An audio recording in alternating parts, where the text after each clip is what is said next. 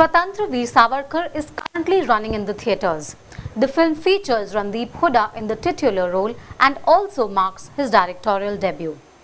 Now, just like most other genres, biopics too have developed a blueprint of sorts.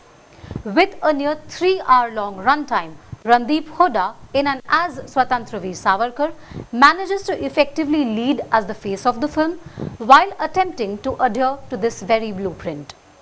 He, however, significantly struggles when it comes to executing his vision as a director. Randeep Hooda has a firm grip over his craft. The actor, however, has had a history of picking convoluted scripts which fail to do justice to his credibility as an actor. Mayor Charles and Sarbjeet being prime examples of this. Swatantrya Veer Savarkar, Hooda's third attempt at a biopic, significantly suffers owing to his inexperience as a director. Now, does the film live up to the hype? Swatantrya Veer Savarkar is Randeep Hooda's magnum opus.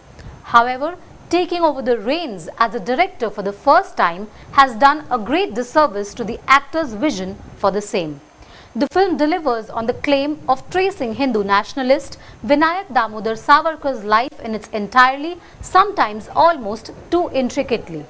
The long drawn-out narrative and muddled storytelling, however, diminish the overall impact. A historical biopic must carry facts, and Randeep Hooda makes sure of that with Swatantrya Veer Savarkar. However, the particulars of what to include and what to discard is where a director's experience in gauging audience perception comes into play. Hooda is understandably new at this and thus significantly falters. In an attempt to stay true to Savarkar's life struggles, the newly turned director tries to pack the smallest of details in, something which automatically leads to a wandering mind on the part of the audience. The film's segment on Savarkar's captivity in Kala Pani, for instance, could have very well been made into a separate film. The segment is raw and makes its point in the first and the last 5 minutes. Yet, Hooda chooses to accord much of the film's second half to it, unnecessarily stretching out the runtime as well as the audience's patience. Randeep Hooda shows promise as a director even amid the chaos and scene packs that make up much of Swatantrya Veer Savarkar. Hooda's raw potential as a director manages to raise its head every now and then. Savarkar, detailing the difference between Sabhyata and Sanskriti in his first meeting with Gandhi, his attempt at seeking political asylum with the French by swimming across the ocean, or for that reason showcasing the defiant yet dedicated sacrifice of Madan Lal Dhingra, all these and few more instances come through as rather tastefully crafted.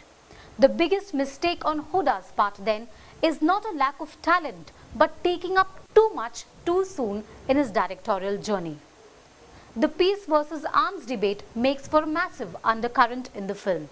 The last 30 minutes of the film make an honest attempt to resolve the shuffle between chaos and lull which characterizes the first 2.5 hours.